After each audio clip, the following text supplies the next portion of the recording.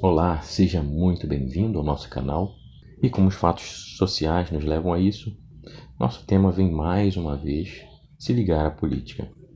Mas antes, deixa eu comentar algo que aconteceu ontem, assistindo ao jogo entre Estados Unidos e Irã, ou melhor, ao final do jogo entre Estados Unidos e Irã, já que o jogo que estava passando no canal aberto era Inglaterra e País de Gales.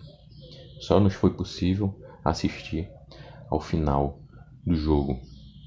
E quando começou a transmitir o final do jogo entre Estados Unidos e Irã, vimos que os Estados Unidos estava ganhando o Irã e, consequentemente, estava se classificando para a próxima fase da Copa do Mundo.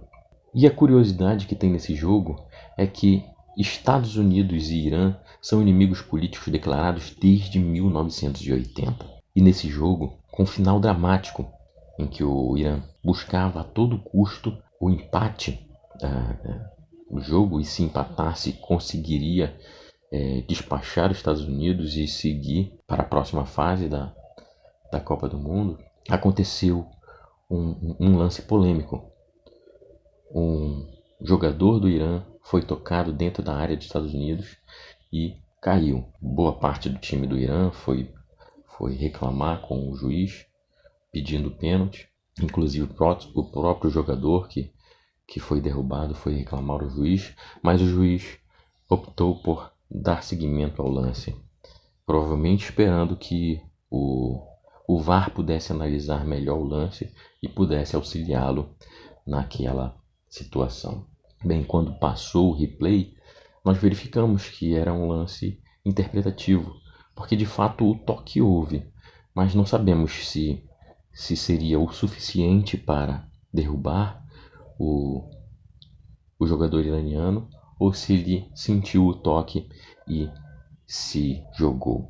O fato é que o pênalti não foi dado, o tempo de acréscimo acabou e o Tio Sam venceu o jogo por 1-0, seguindo na competição, enquanto que o Irã deu adeus à Copa.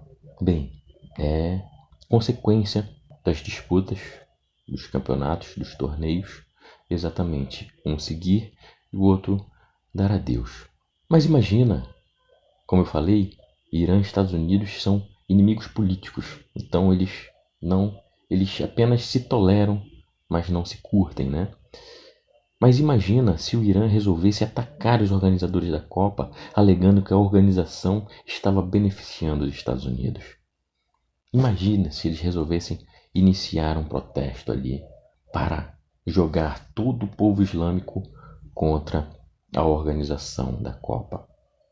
Reparem, estamos falando de uma seleção islâmica eliminada dentro do coração do mundo islâmico, né? Com certamente muitos islâmicos assistindo aos jogos. E se eles fizessem, se eles jogassem essa centelha naquele momento para a organização? É claro que não é todo mundo do mundo islâmico que é extremista, mas nós sabemos que existem muitos extremistas no mundo islâmico. Então, eu imagino assim que se essa confusão se estabelecesse, uma mortandade gigantesca iria ocorrer em pleno espetáculo. Uma mortandade que poderia não durar apenas naquele jogo, mas a partir daquele jogo, em todos os jogos até o final da Copa, tendo inclusive que se paralisar a Copa antes mesmo do seu final. É importante lembrar que antes mesmo da Copa acontecer, muitas pessoas morreram nas obras que ajudaram a preparar essa Copa do Mundo. Isso já é um fato lamentável por si só, né? É lamentável que pessoas precisem morrer para que um espetáculo aconteça. Mas imagina se essas mortes ocorressem exatamente no meio do espetáculo e provocada por protestos. Seria terrível, né? E por que não acontece? E por que não aconteceu? É porque o Irã, mesmo sendo inimigo mortal dos Estados Unidos, aceitaram todas as condições normativas para competir, para tentar ir mais longe. Mas sabia que nem todos conseguiriam seguir adiante e que no final somente uma de todas as seleções participantes seriam campeão mundial. Bem, eu contei isso para fazer uma analogia ao que está acontecendo no Brasil.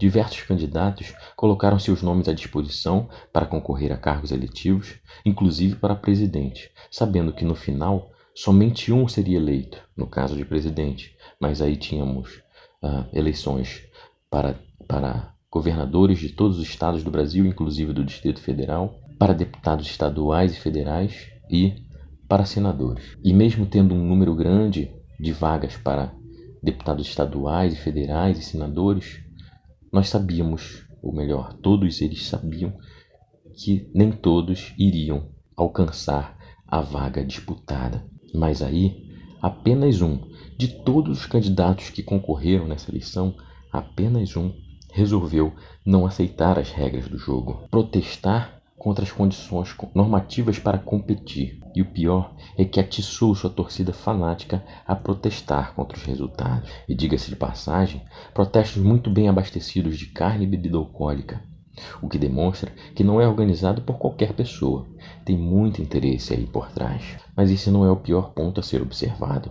Até porque tem membros de diversas igrejas que também estão aderindo ao movimento e que acabam engrossando o caldo. Pessoas que abominam ou que pelo menos não concordam com o consumo de álcool, mas que estão no mesmo ambiente onde a bebida corre solta. O pior é que no meio disso tudo existem pessoas boas, pessoas que estão levando sua fé e oração e boas intenções para o movimento de pessoas perversas, de pessoas iníquas, de pessoas ímpias, que se valem desses protestos para tocar o terror. Assim foi no posto do pedágio, onde graças ao bom Deus ninguém morreu. Mas já não teve a mesma sorte um padre no município que teve mais de 70% dos votos a favor do candidato protestante. Perdão, não estou falando que o candidato faz parte do movimento religioso protestante.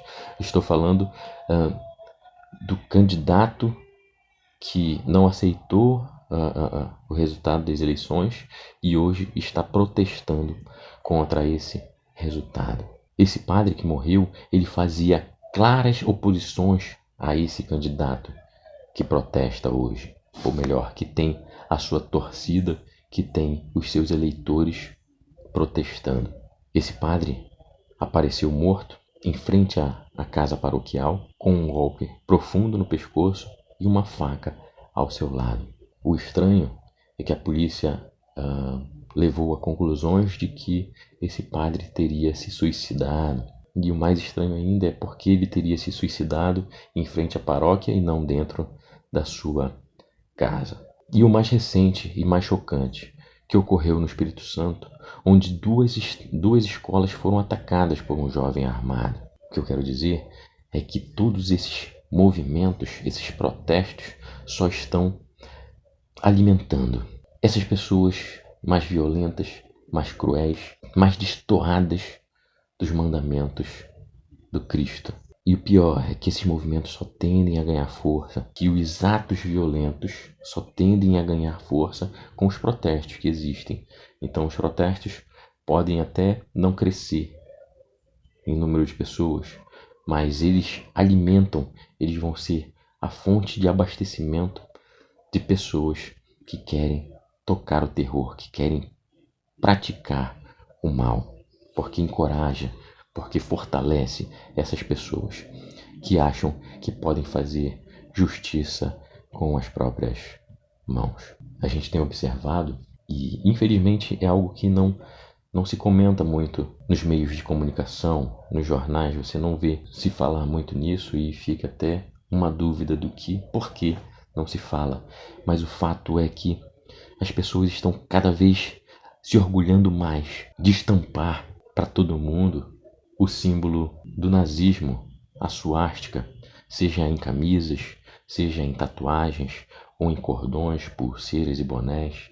Enfim, cada vez mais estamos vendo esse símbolo que nos reporta a motivação da Segunda Guerra Mundial, que nos reporta a morte de muitas pessoas, de sacrifício de pessoas na Alemanha, apenas por serem diferentes.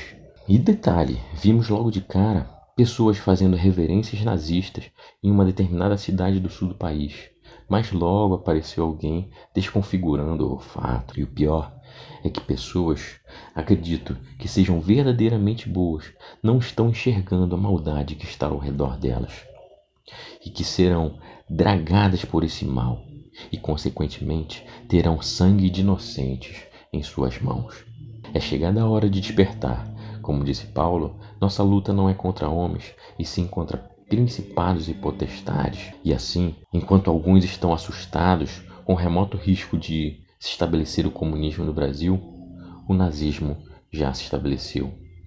E o que antes você só via na TV em locais distantes, você vai ver cada vez mais perto de sua casa, vai ser na sua esquina, vai ser no seu vizinho do lado, até chegar. Isso tudo porque você não se deu conta de que o mal quer corromper a todos. Gostaria de deixar claro que não se trata de uma opção política, mas de quem estou servindo. Se estou servindo a Deus ou ao diabo. Pense, e que Deus esteja com cada um dos que nos assiste. Curta, compartilhe e comente esse vídeo para que chegue o mais longe possível. E até uma próxima oportunidade.